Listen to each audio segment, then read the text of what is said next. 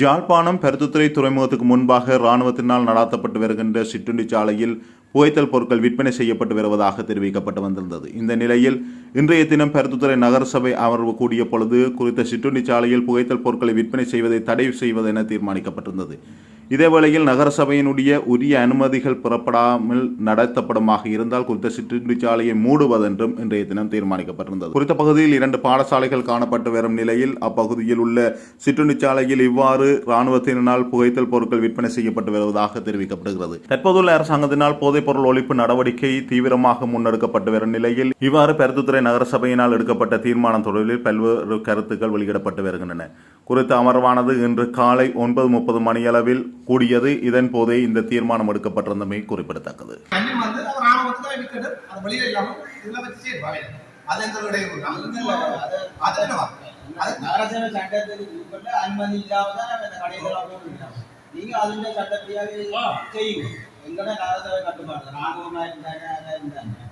நகரசபை சட்டத்துக்கு அமைய கூட்டத்தில் சட்டம் ராணுவம் சட்டத்துக்கு அமைய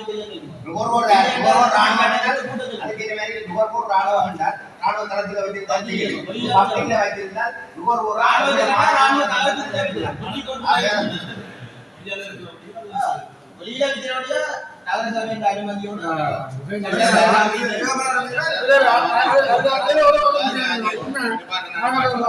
இரண்டு பெரிய பள்ளிக்கூடங்கள் இருக்கிறது. சீக்கிரம் இருக்கிறது தலை செய்யத்தான்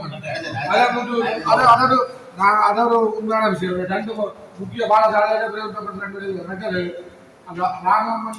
இந்த ரொட்டி விற்கிற முறையான அனுமதி இல்லாம செய்யணும். எல்லா கடைக்காரர்கள் அனுமதி நீங்கள் அதை லெட்டர்ல போட்டு அனுமதி இல்லாமல் நீங்க கடை நடத்துறாங்க. அதான் சீக்கிரம் இருக்க தலை செய்யணும்.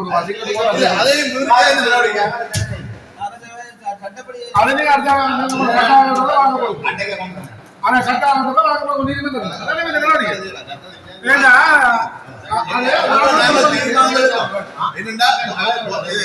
என்ன சிகரெட் விற்கிறத தடை செய்யறதுக்கு அதுக்கு அனுமதி வழங்கவே வேண்டும்.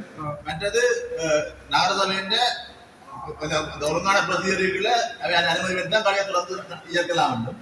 மற்றது கட்டுப்பாடு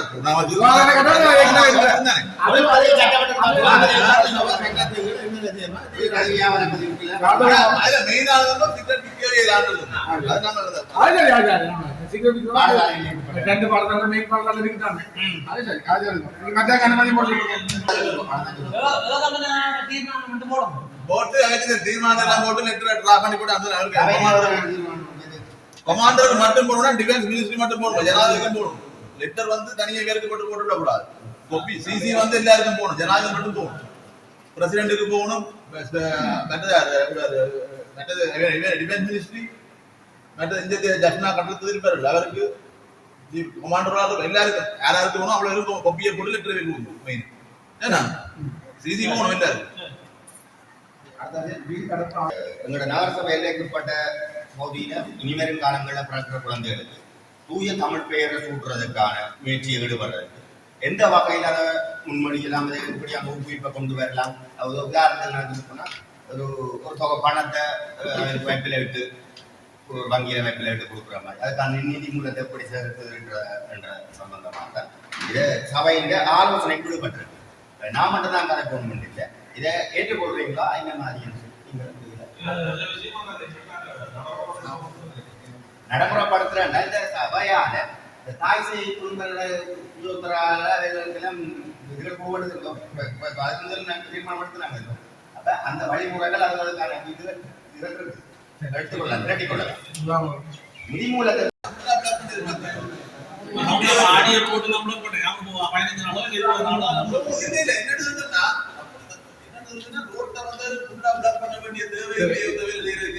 குறிப்பிட்ட சில நாட்கள் பொங்குறி போடக்கூடாது.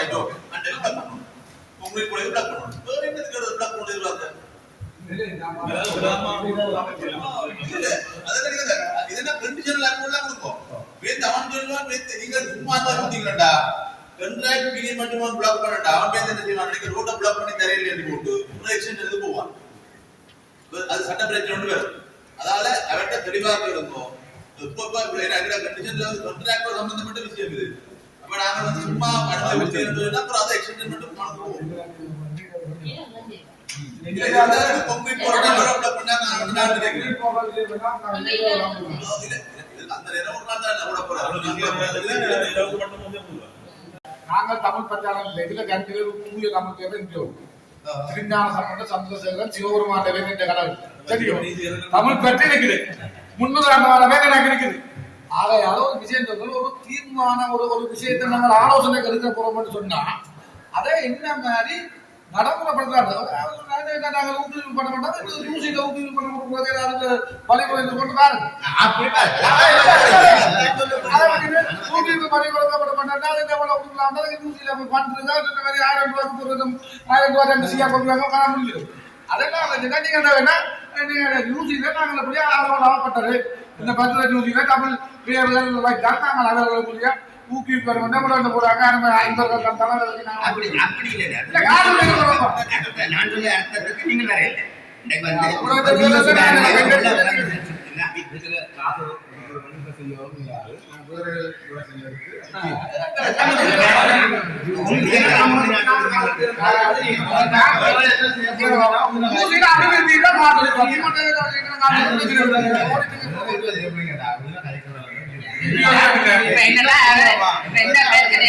வேற சொல்ல வந்தா சகல ஊருக்கு தெரியப்படுத்திருக்காங்க. தாய்க்கு பேர் புள்ளியாக்கு பேர் வைக்கிற ஒரு பேரன் ரொம்ப கூடுதலாக ஒரு விஷயம். அல்பமெட்டிக் ஒரு சொன்னா இந்த எக்ஸாம் பேப்பர்ஸ் தெரியும், இன்டர்வியூ செலெக்ஷன் தெரியும், அப்படியான விஷயங்கள் தான் நாங்கள் முன்னுரிமை கொடுப்போம். இது வந்து தாய் பிள்ளைக்கு பேர் வைக்கிற ஒரு விஷயத்துல நாங்கள் ஒரு இன்பாசிபிளான விஷயத்த சபையில நாங்கள் ஒரு தீர்மானம் சபை வந்து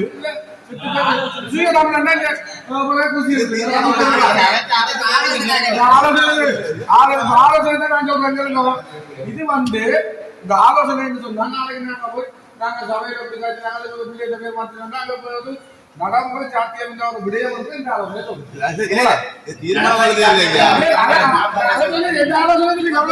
ஒருவரை கட்டாயப்படுத்த விடயம் இல்லை. நமது இனம் நமது மொழி என்ற கலாச்சாரத்தின் கையிலிருந்து விடுபட்டு கொண்டு போகுது. நாங்கள் ஒரு முன்னுதாரணமா மக்கள் பிரதிநிதிகள் இருக்கிற காரணத்தால நாங்கள் இப்படியான வணிக வகைகளை இப்படியான ஊக்குவிப்புகளை விட்டால்தான் எதிர்காலத்திலேயாவது தமிழ் பேரை சூட்டுவதற்கான எஸ்டம் சிந்தனை உருவாகும். நாங்கள் இப்படி தட்டி கழித்து கொண்டு போனா நாளைக்கு என்னென்ன பேர்கள் எல்லாம் வைக்க போகுது எங்களை இனி வர்ற சந்ததி. அதாவது நாங்கள் இப்ப இருக்கைக்கு அதை முன்னுக்கு கொண்டு போகணும்ன்றதுக்காக எங்களை இனத்தை நாங்கள் விட்டுக் கொடுக்க கூடாதுன்றதுக்காக நாங்கள் எல்லாம் தமிழ் பேசி கொண்டு இருக்கிறோம். இன்னொரு பேர்ல பேர் வச்சு கொண்டு போகிறோம். இப்படி சொன்னா ஊக்குவிப்பு தரம் பண்ற ரீதியில இன்னும் பேர் ஒரு 10 பேர்ல 5 பேர் வைக்கிற வைக்கிடுவாங்க. இப்ப 10 பேருமே வைக்காம இருக்கிறாங்க. ஆனாலாம் வைக்கணும் முன் பேர் சொல்லிச்சுன்னா ஆனாலாம் தமிழ் பேர் வராது. அப்படி வைக்கிறதுக்கான ஊக்குவிப்பை செய்வோம். இப்ப நான் வந்து தீர்மானம் எடுத்து நகரசபையில காசை கொண்டாங்க கொடுக்குறதுக்காக கேட்கவே இல்லை. எங்கட இனத்தின் அடையாளம் இனமா போகுது. இது அடுத்த கட்டம் செய்யலாம். இந்த வர்த்தக சங்கத்தோட கலைச்சு எல்லாரும் தூய தமிழ் பேரை வைக்க செய்யலாம். இனத்துக்கு அடையாளம் கட்டு போகாமல் செய்யறதுக்கு நீங்கள் அனைத்து உறுப்பினர்களும் நீங்க சொன்ன மாதிரி நகர சபையால அந்த அப்படி செய்யலாம். தமிழ் பேர்கள்